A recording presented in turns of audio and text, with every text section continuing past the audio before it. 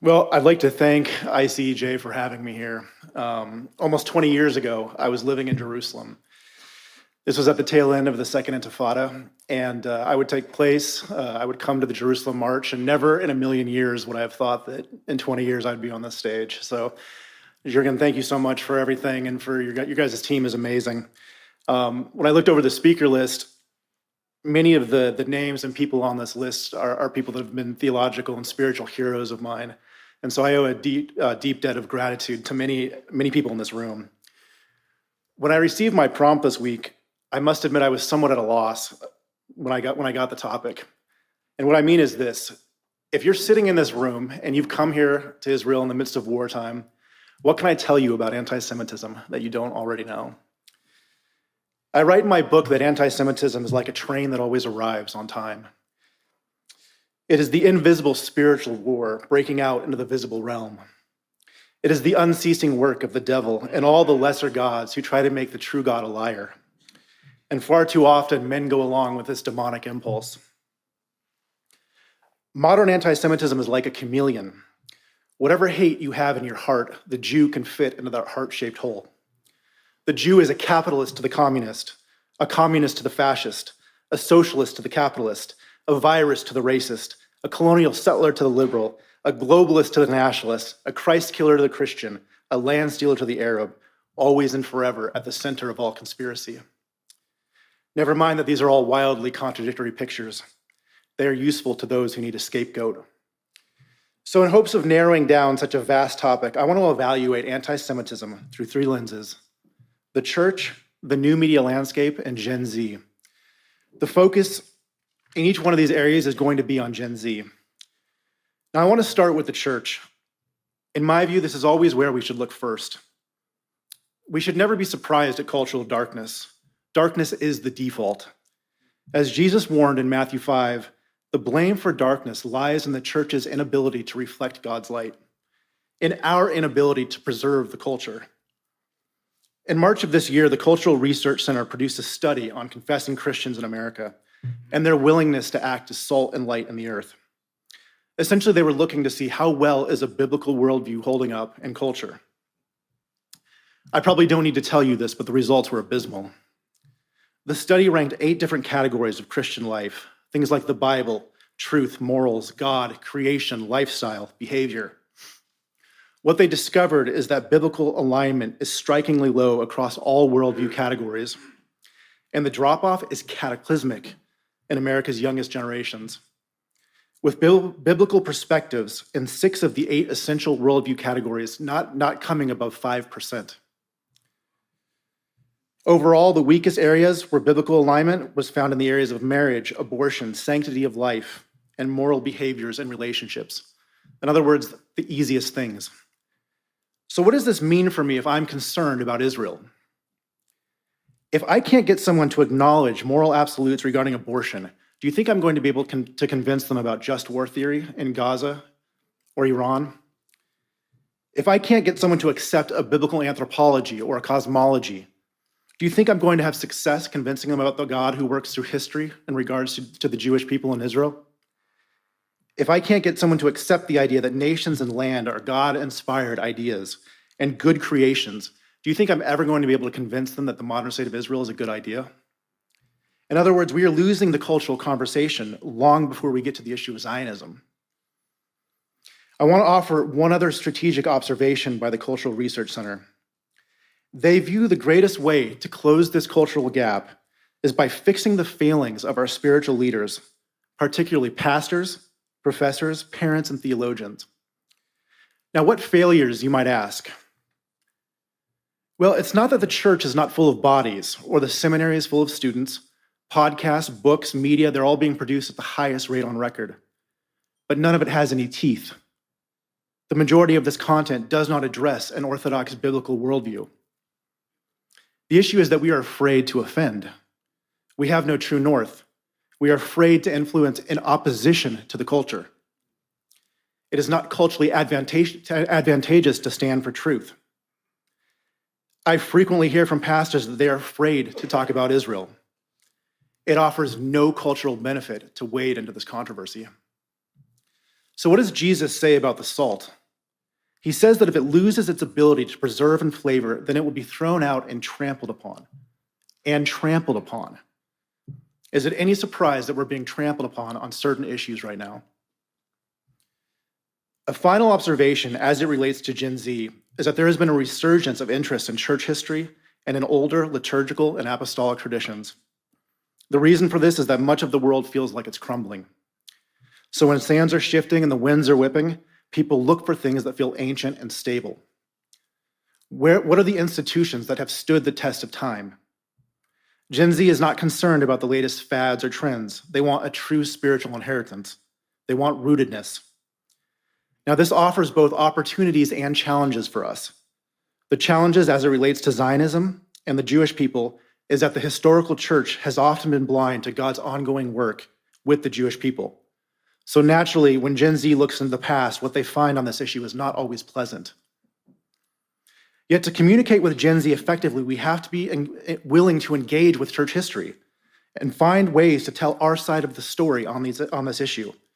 We can have a different position, but we need to be able to articulate the reason why and frame our belief in the larger picture of the church.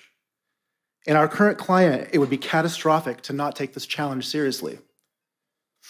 Our story cannot be that we are the bright progressives or the smart moderns and that we don't need to evaluate what we believe through church history. If that is our message to Gen Z, it will be seen as postmodern nonsense and it will be rejected. But the opportunity is that we have an age-old story to tell. When it comes to the Jewish people in Israel, this story is an ancient memorial to the faithfulness of God. We need to tell the story in a way that helps Gen Z connect to their spiritual inheritance through the eyes of the ancient church.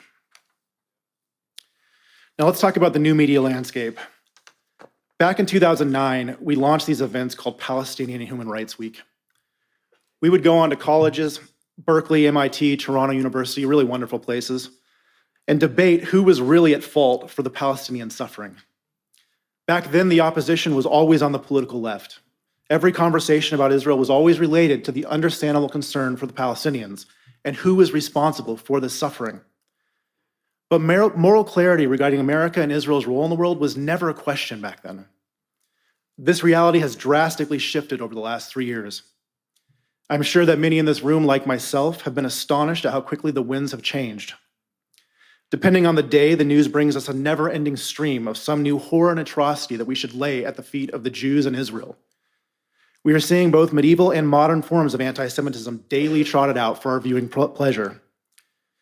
Where in the world would we be without the hard-hitting reporting from New York Times reporter Nicholas Kristof informing us that the IDF is now training dogs to rape Palestinians?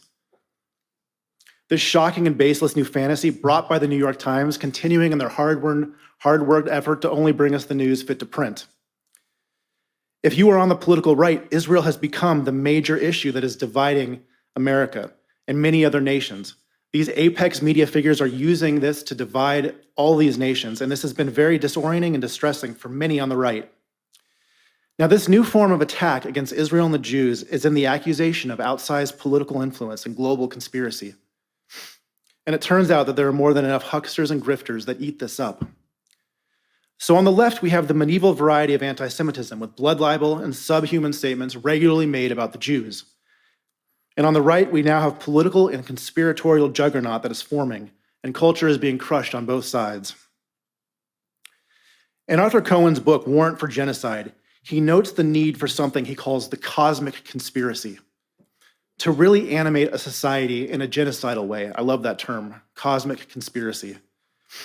This new form of messaging on the right that is directed towards the Jews in Israel fits this definition of the cosmic conspiracy.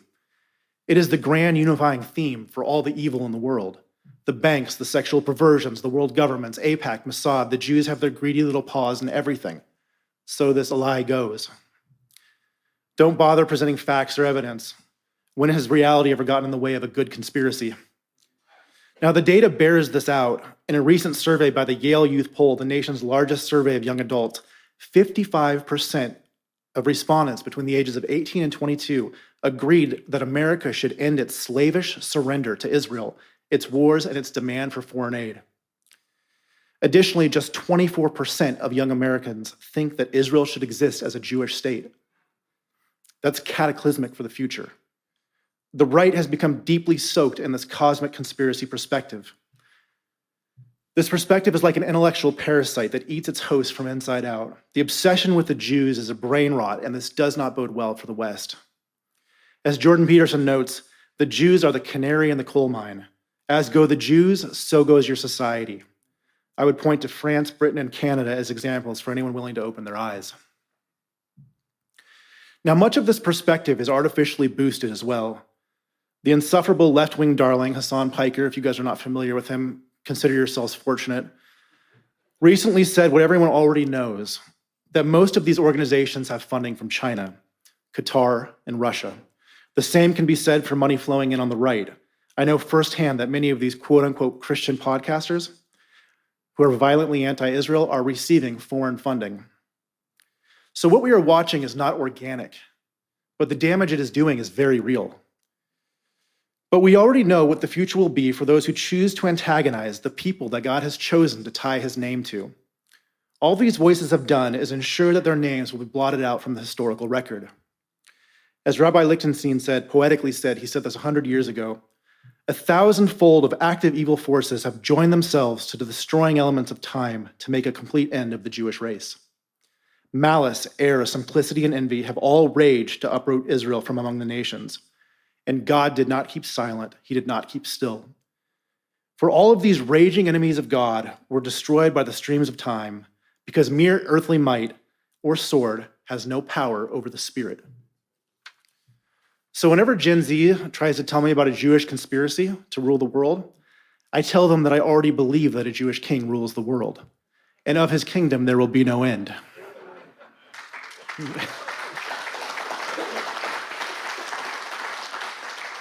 Now, this leads us to the makeup of Gen Z. They are the most digitally connected generation we have ever known. If there is one attribute that could define Gen Z, it would be saturation. They are more saturated and overwhelmed with digital stimulation than any other generation. What this means is that what they value more than anything is originality and uniqueness. They are constantly flooded with what to think and how to be, which has the result of making them want to walk away from all of it, which, if we were honest, is probably the same thing that we would do. Where in past generations we might have dyed our hair, gotten a mohawk, danced in public, whatever it is you did to counterculture, Gen Z has to navigate that impulse while being flooded with information on what to think. In this climate, Tucker, Candace, and Fuentes all look like countercultural beacons. We can add to this that Gen Z has the highest segment of mental health issues, depression, social anxiety, and existential dread. It turns out that maybe giving young adults an endless stream of information and dopamine hits without spiritually forming them first was maybe not the best way to raise a generation. Now, when it comes to the issue of Israel and Zionism more broadly, it is decidedly not cool to be a Zionist. And you might say, who cares about being cool? Well, we all cared about being cool up until a certain point. So to Gen Z, who sees Zionism as a neocon boomer political philosophy, it is radioactive. For Gen Z, being counterculture means rejecting Zionism, at least at this cultural inflection point. Now, the prevalence of anti-Semitic sentiment on social media has also normalized these views. The Yale Youth Poll found that people who get their news from social media are more likely to hold anti-Semitic views because the timeline and algorithms reinforce the idea that it is normal to hate the Jewish people. Yet at the same time, it is very possible that on a long enough timeline, Gen Z might see through all of this and find their footing like we all have. So what can we do about it? A crisis regarding left and the West is the collapse of the intergenerational connection. Young people retreating into the online spaces, older Americans into their silos. This generational fracture is deeper than any time in history, and this creates a very acute problem. What this means is that we are failing to transmit a proper cultural inheritance to the next generation. As every day passes, we become more disconnected from each other. Ironically, this is not something that Gen Z says that they want. They want to be instructed, they want to have meaning, they want to be formed, they want to see a world that makes room for them. They want authentic connection with the ones that came before them. This is not a radical demand, this is an ancient desire. Hannah Arendt wrote about what she calls the thread of tradition, the living connection between generations that allow a society to transmit its values and renew itself. This is how we preserve culture. When this thread breaks, people become untethered from both the past and the future. and this thread is fraying. So this is my first challenge to you. Are you transmitting the past that you have diligently fought for? Many in this room have been the tip of the spear to this ancient but new work of God regarding the Jewish people. You have been the ones that have tilled the soil of the enduring plan of God after the creation of the modern state of Israel. Now, I've had the chance to visit many Christian pro-Israel events over the last year, and by and large, everyone is over 60. This is not a criticism. I'm not trying to reject that. I'm trying to figure out how do we bring this together. I crave the wisdom of those who have come before me, as I know many young people do. So I would simply encourage you, do not underestimate how much holy war you can make recreating yourself in another person. You can't rival Tucker's media empire. You probably can't control the decisions of the global church, but you can transmit what you know to the people coming behind you. Are you a pastor, a nonprofit leader, a scholar, a parent? Have you transmitted what you know and what you believe, the flame that you carry, to the people behind you? One of the most strategic things we can do right now is secure the base, and that requires you transmitting your flame to the people that are coming behind you. This is my second challenge to you. Do not let your voice or light go out with the challenges that are coming. Courage is the rarest of the virtues. C.S. Lewis famously said, he described courage not as a separate virtue, but as the form of every virtue at its testing point. Courage is who you are when the pressure is on. When it comes to the church, the Jewish people in Israel, we are in a completely different time than we were 3 years ago. There was a Jerusalem Post article that came out a few weeks ago that was lamenting the reality that is now receiving frequent requests for past authors of the Post to have their names scrubbed from their articles. It is no longer acceptable to be associated with Zionism publicly. So the hope for the remnant has never been in our chariots, nor our large armies.